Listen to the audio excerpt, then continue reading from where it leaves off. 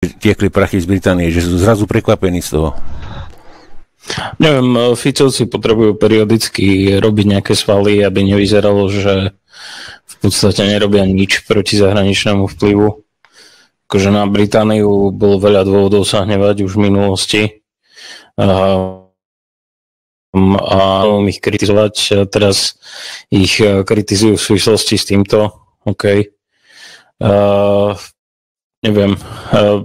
Akože, ja si myslím, že prekrývajú úspechy Zubatého v Európskej únii, takže potrebujú nejaké svaly. Ja si myslím, že majú takú bezzubú kritiku týchto vecí, že môžu, keď sa čo chcú, nič s tým nechcú spraviť nikdy.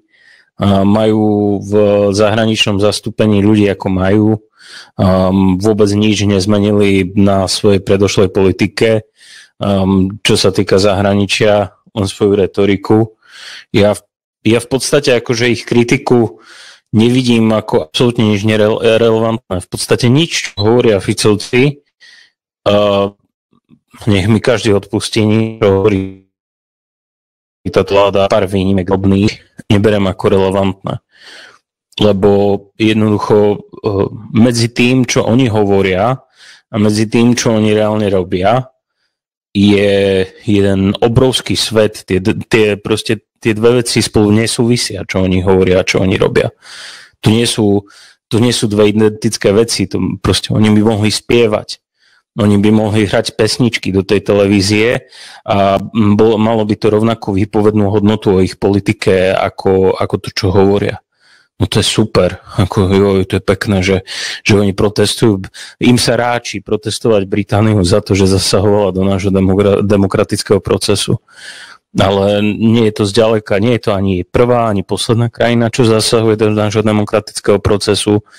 Oni boli súčasťou tých politických strán, ktoré pomohli Európskej únii, aby nám úplne zhumplovali našu suverenitu. Oni presadili to, že je strašné presakovanie a zasahovanie do nášho štátu zo zahraničia, proste kade tade, z USA, z EU, aj z Británie. No dobre, tak OK, tak dobre, teraz si niečo skritizujú, a čo ďalej? Čo s tým akože spravia? Spravíme nejaké efektívne medzinárodné kroky proti tomu, dáme nejakú žalobu na nich, budeme prosiť o nejaké sankcie aspoň zo strany EÚ alebo nejakých relevantných partnerov, alebo len si zarapotáme do telky, pobúrime zo pár liberálov, ale v podstate si len miešame predvolebnú polievočku, aby si naši voliči mysleli, že sme nejakí akože rebeli voči západu, keď nám robí zle. Ja neviem, ja v tom nevidím proste žiadnu relevantnú tému. Akože, čo sa týka Fica, mne úplne hovorí. Lebo jednoducho to nemá žiaden dopad na to, čo robí. V podstate za celý čas nič z tých takých nejakých vážnych tém, čo boli sľubované, či už pred voľbami, alebo nejaký messaging, čo bolo ohľadom nejakých vecí vo voľbách, nič z takých nejakých aspoň mierne zásadnejších tém, proste nič neprešlo. Ešte aj keď sa niekto snažil z vlády niečo tlačiť, tak takmer všetko nejako stopili. Takže, no dobré, kritizujú. A čo?